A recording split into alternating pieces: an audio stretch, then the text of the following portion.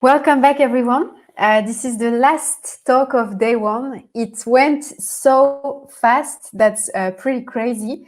I'm really excited about the upcoming talk. I think you guys should take a pen, a sheet of paper, and take a lot of notes, especially if you are a co-working space operators or if you own a co-working space. You will find this really, really interesting. We were just before in Canada. We are gonna fly all the way to San Francisco to meet Nellie Hayat. Hi, Nellie, are you here? Hello, how are you, Pauline? Ooh, nice. You have a way better lighting than I do. Yeah, California um, weather is pretty amazing. yeah, I mean here it's already dark and evening, so it's absolutely not the same lighting, and you also have a better time than me. Um, Thank you so much for being here with us today. I'm really happy to wrap up the day with you. We learned a lot today about different co-working operators, architects. We had many perspectives on various angles, and I think having you as a wrap up is the perfect ending for day one. So just as a start, maybe can you introduce yourself and tell us a little bit also about your background? Yeah, so I come from a very technical background. I studied industrial engineering, and I started building planes before I moved to building offices. And that's very much following the trend that happened over the past 10 years. Like people start having a different vision of how they work and where they want to work. And what used to be very boring of building cubicles turned into building Disneylands for employees or members. And so I got so passionate about this industry. And after 3 years working for Stripe and building the community and building physical spaces where this community can thrive, I'm now advising clients and helping as a consultant to broaden this perspective that we have in Silicon Valley. We named the talk like the role of co-working, and I want to talk with you about what was the role, in your opinion, of the co-working industry before COVID-19. So it's a trend that started around 2010, and it was very niche. This idea of building a space for freelancers or single companies to have a desk outside of of the comfort of their home to come and work, and it turned in 10 years into something very different in a massive industry that was leading the way in many different aspects. And so the role was really become clear that they were a disruptor and they were doing a revolution on the way we're thinking about work, on the value of the work that people were doing and of the care we wanted to give them for them to really be their best self and do their best work. Like I was looking at some numbers and we were expecting, like the prediction was that by the end of 2020 there will be 20,000 co-working spaces in the world.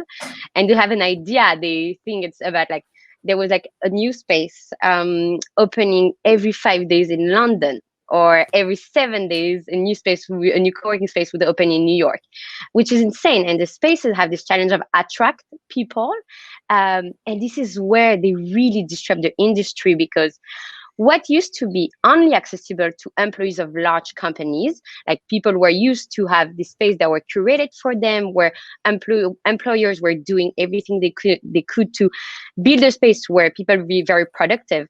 Suddenly, the co-working industry was building it for anyone. Anyone could access to it. And because they needed to be profitable, which is good, they needed to be more people-centric on listening to their members, listening what they need to do their best work, listening to what could inspire them to do their best work. And also they were tracking and measuring all of these spaces to make sure that any square foot or mètre carré could be well utilized for their members. And this is how suddenly there was this relationship between the co-working industry and large companies where they would compete on attracting talent and retaining talent. And that was the first time that another competitor were competing with companies on the physical space and the value of this physical space on the happiness and the productivity of their members. And over the past 3 or 4 years, it was very common for large companies to follow the design of co-working spaces. Architects would go to WeWork, IWG, or consult with their architects to understand how should I design the office for my people? Because co-working spaces, as they were listening to their members, they got a very strong knowledge of millennials or remote people on how to create a community of people who don't have to come to this space every day, which is opposite to companies who have more of a retention on this. And how do you build interaction with people who work on very different things, which is still a challenge in companies. How do you make people from accounting talk with people in the design team, for instance? Co-working industries, just with their experience and their broader audience, got a lot of knowledge and were actually leading the way and showing how to do it to large companies. That's it's very true, and it's interesting because it's like, as you said, like when it all started, or at least the Silicon Valley itself, with like the Google and like all the big companies doing those really cool design with slides and stuff. It seemed like if you could not join those companies, this was not for you. So exactly. And then exactly, when co-working came into the picture, suddenly all the perks and like this instant connection with anybody, and great design actually that you probably would not be able to afford or cannot do by yourself if you work from home, got really mainstream, which is the beauty of co-working also. Exactly. And I think not only they afford this accessibility to a physical space, but they build new roles that never existed before, like a community manager, like a head of happiness, like a head of member engagement. And again, like other companies try to follow this movement because they knew that this is what people wanted and what they needed to have this like desire to come out of their home and come to a physical space. Yeah, and it's very true, like the community manager, like the role of itself that comes from the social media background, and now that moved to co-working. And I see companies are trying to get those community managers in their companies and call them office manager and chief happiness officer, but it's just not the same. And also, we see it with co-workers that there is still a lot of misunderstandings, even for candidates. What's a community manager in the co-working space? They think it's social media when it's actually very much about human and bringing people together. And it's also, I think, community manager is a secret sauce of co-working spaces, because when they are well trained and they are the ones who create the sparks between people and who can really enhance the overall experience that you're trying to bring to the people who use your space. Exactly. And no, I was just going to ask, like, can we remain optimistic about the future of the co-working industry? Because what we've seen in the slides of everybody today was like, from Ben from Co-working Dell to tonight, was like, the next coming months are going to be quite tough. Like, and a lot of the people who are watching this now or who also signed up, they were like, how will the industry recover? Is it the end of co-working? So what's your opinion or your take on that? So it's very interesting, but that's very much the Silicon Valley mentality. Everything is an opportunity. So we all digest the shock of the crisis, but then suddenly minds start working again and be like, oh, that's actually our chance to build a better future. We had already something that was amazing, but somehow there was some like missed opportunity, or we were not taking it to the next step. Now it's our chance. And so here people are very optimistic. I would say for three main reasons. First, again, the co-working industry was the first to act. Like, they moved really fast after the crisis. They start showing their first floor plans where they were including social distancing, like an increased number of cleaning or different cleaning schedule. And again, they showed the industry and other companies what we can do with the new restriction that we have. So that's very optimistic because their members know that they were cared for, and the industry is listening again to the co-working industry. So they're keeping and remaining their role as a leader. I would say that the second thing that should keep people very optimistic is that if remote work was a thing, now it's, or if it was just a niche or a trend, now it's everywhere and everywhere. Like, everywhere and and for everyone. Large companies like Mark Zuckerberg from Facebook, I'm sure you read, just said recently that probably in the next 5 years, 50% of their employees will be remote. If the prediction of their headcount growth is aligned with what we have today, we're talking about 50,000 people. Only just Facebook. When Google has 100,000 people, if we think again, only half of it go to need a place to work. And if we combine the employees of Google, of Uber or Twitter or Square, we're reaching the million. And it's not even looking at the people who are unemployed today. Only in the US, there were 20 million people who lost their job out of COVID. I think thinking of a world where everybody has a desk at home that is set is a foreseeable future, and many companies are now offering a stipend for their employees to do that. But if you're a freelancer, nobody is doing this for you. And even if you have that at home because you had to during the past few months, it doesn't fulfill your need of social interaction. And even after COVID, the idea of like coming to a space where there's a high energy, and from this energy, your work is benefiting because you feel the energy of hard working. You feel that you are inspired. You create ideas by mingling with different people. It's still something that is very challenging to do over video. And the thing that people are talk a lot about today is they're having a harder challenge to put barriers when everything happens in one place where you wake up, you read, you work, you entertain yourself, you try to mingle or socialize, then everything becomes blurry, and you're not as focused as you used to. So thinking that all these remote people and the increased number of people who are going remote might look for a physical space is it's a very good opportunity for the co-working industry. And I would say the last point is that in the past few years, companies really started building relationship with the co-working industry and relying on them to design space for them or to operate space for them, because they had this knowledge, they had this global knowledge actually, and they could really build for local communities everywhere, even though they were trying to get like a broader community. And so companies today are thinking that even more so than before, they want to include the co-working industry within their agreement with landlord. So today that's something we talk about in Silicon Valley, but companies are more willing to sign they call it membership agreement or management agreement. So there will be three parties. There will be the companies, there will be the co-working industry, and there will be the landlord. What it does for companies is that we can sign a shorter lease, and we can also having more flexibility on the terms of the lease. What it brings for the co-working industry is that, again, they use this knowledge that they have internally to help companies with their employee retention and attraction.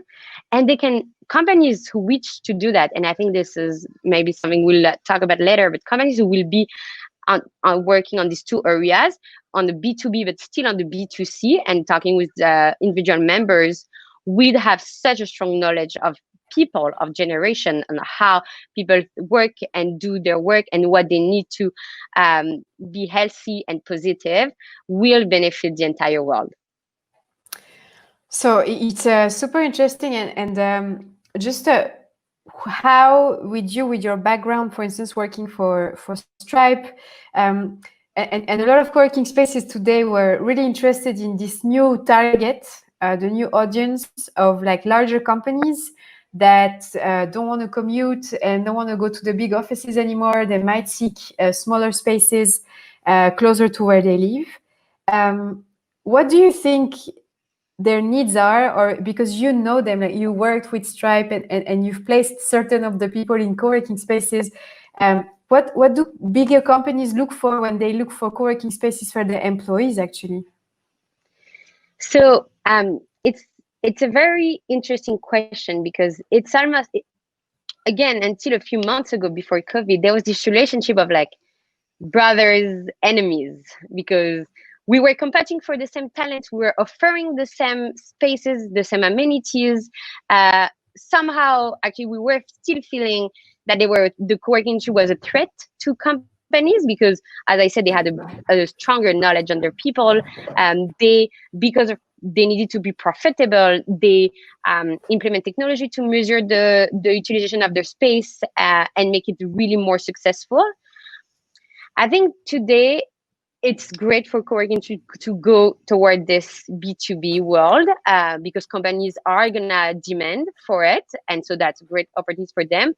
But it would be, I think, a pity for them to move entirely their business to that, because they will turn just on being an architecture firm like many others, and they will lose their knowledge that they had captured from talking to people who were not um, linked to a company.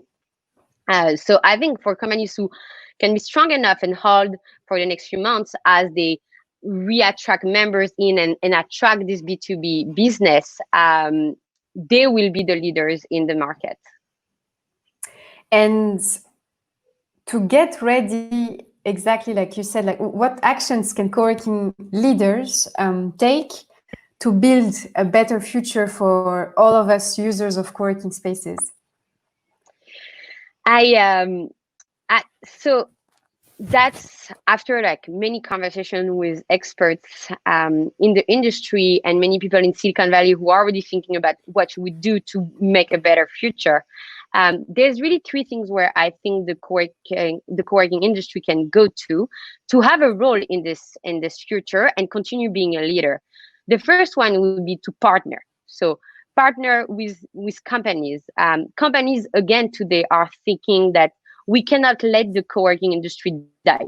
They showed us the example on what people need to be cared for or what people need to feel that they heard.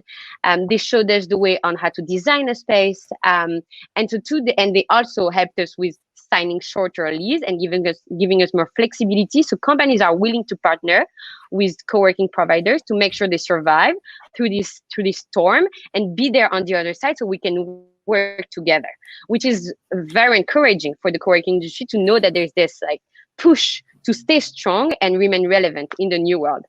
On partnering also, I think it's time. Already, I think co-working industry were leading the way in implementing technology to measure the success of their space, to measure space utilization, to measure the numbers of members coming and going. But today, we're gonna live in a world where people need more information to make the decision every day on where they want to go. So the world we envision here in Silicon Valley is people will wake up in the morning, take their phone, look at the map where they can see all the spaces that are near them for which they don't need to commute, so they can walk, they can bike. They will want to see what's the air quality in each of the space today, what's the expected noise level in the space today, and what is the program or the workshop that are happening there, and who from my team is where is my team at today. And this is where the co-working industry, with already this knowledge of how to use technology and having this app where people were already used to see information, can really broaden the spectrum and offer what we think that will be the future. So you touched on something that I wanted to talk about. It's like the hub and spoke model. Today, we talk about a world where people don't commute anymore for an hour to get to this massive campus, where they used to be lost already. Like people were commuting an hour and sitting at a desk, not really using all the perks that their companies were offering, and then traveling again another hour to go home. That's not what we think people would do in the future. People, we want to probably have a shorter commute and have a better understanding of what are the perks of the day in each of the space, so they can make a decision based on their needs. Today, I'd rather have some quiet time, so I'm gonna go there because they don't have that many workshops and they have a lot of like quiet rooms that I can use for myself. Or today, I'm feeling very inspired, but I want to learn something. Or today, I want to be with my team, so this is where I would go. And the where we think that technology can really bridge the gap between companies and co-working space is that employees from this same app will be able to access the program of their office as well as the program of co-working spaces around. And again, co-working industry would show that they offer what people want more. So they will compete with offices, and the numbers will show that people want to have a choice probably will go to co-working spaces because there's this energy, there is this mingling with strangers, there's this mingling with other business that can help you brainstorm new ideas. Actually, it's a great thing that you're saying this, because like some people are currently hacking and working on projects, so it might give them some inspiration to build an app along those lines if it doesn't exist yet. Yeah, that's very needing, and I'm pushing for it when I talk to other companies who are just doing it for one segment or the other. I say like that the goal is not to bridge the gap, so people can have like an understanding of what it's offered to them each day. And to you as a workplace strategist, do you think co-working will become part of the strategy of workplaces? So let's say if Google decides to probably have less square footage or square meters, will they then say, okay, we maybe have a smaller office, but then in our workplace strategy, we need co-working spaces? Yeah. A number that the leader of IWG shared this morning, actually, he said that talking with industry, they anticipate that all those large companies will give up 30% of their square footage to the co-working industry or the flex industry. It's very interesting to think about this number because it's bigger than it used to be only a few months ago. But again, it shows that there's the competition. They wouldn't say they're going to give 50%. They wouldn't say that it would be as much. So you can expect companies to, again, try to be avant-gardist and redesign a space for people to attract people to come, especially in a world where most companies leaders are saying that people are not like they don't have to come each day anymore. So again, there will be this competition, but where I think that co-working industry can take more space than this 30% that we estimate is by disrupting again. Like they were a disruptor for the past 10 years. We expect them to be, and having a hackathon is offering this potential, like this possibility for people to think about the future and think about the tool that we need to build this future. So when we think about disruption, we think about the jobs that will need to be created in the future on top of the tools that we talked about. But if inside companies, people will think about the strategy for flex office, they will need maybe what we're going to call partnership manager or flex partnership manager. And on the co-working industry side, it will be them having maybe like mentors on how to engage employee, how to create an experience, how to shift identity. Like it used to be like people had an identity based on the company they were working for or the co-working that they were going to. If we are going to a world where it's more fluid, how do you engage people and help them create an identity where they can go everywhere each day? And that's where the co-working industry, with their global access to people, will prove again that they lead the way. So it's a lot of great news, I think, for the co-working industry as a whole. And for you, if someone right now watches us and is not necessarily in the Silicon Valley, do you think this will be something that becomes global, or is it still something that's very like Silicon Valley specific? So I really think that, especially our generation, we feel like we live in a global village. And this is where WeWork was very tapping into this opportunity, knowing that people are nomad, people travel, they want to find, it used to be the McDonald's. Like we said that Americans, when they travel, they feel safe when they find a McDonald's. WeWork did the same. Like they were able to reassure people on telling them, even if you travel to the far end of the world, we'll be there and you know what to get. So I think the co-working industry, as they think about the future and what they can do, knowing that in Silicon Valley, there are a lot of optimists, they can tap into this vibe and be like, okay, we can do it together. There are people who showed previously that they can achieve things and they are optimistic about the future. Yeah, let's jump on this vibe because we don't want to die, because people believe that we need to keep being relevant in the future, and people also rely on us to disrupt and show a new way. So it can be challenging today to think about the future. But again, as I said, like having this encouragement up in the entire industry of your members, of companies being like, we need you to be there in the future, just remain strong, can really, I think, talk to anyone globally outside of Silicon Valley. Great. That's like, I just find it so interesting because it's just giving so much opportunities and also a wider spectrum. Also a bit of like unknown because, like all those employees that they're pampered kind of when you work for like those big Google, Facebook, like you have such a high salary and so many perks. So I think also for co-working spaces, it's a bit scary. To welcome them because you wonder how they will integrate and how to take care of them. So that's just really interesting to hear what you have to say about it. Let's see if there is a question from the audience. Otherwise, I have one last for you before wrapping up the day. Perfect. And I think maybe just jumping on what you just said before we go to Q&A, it was very difficult today or until a few months ago for a co-working space to show their value to a big company. They were saying, oh, we showed you how to design a space, but you just replicated this. So why do you need us? Or we showed you that you need a community manager and you just hired one. So why do you need us? Or like companies were able to, like, even if they were not leading and following the co-working industry, they could just replicate because they had the finance to do it.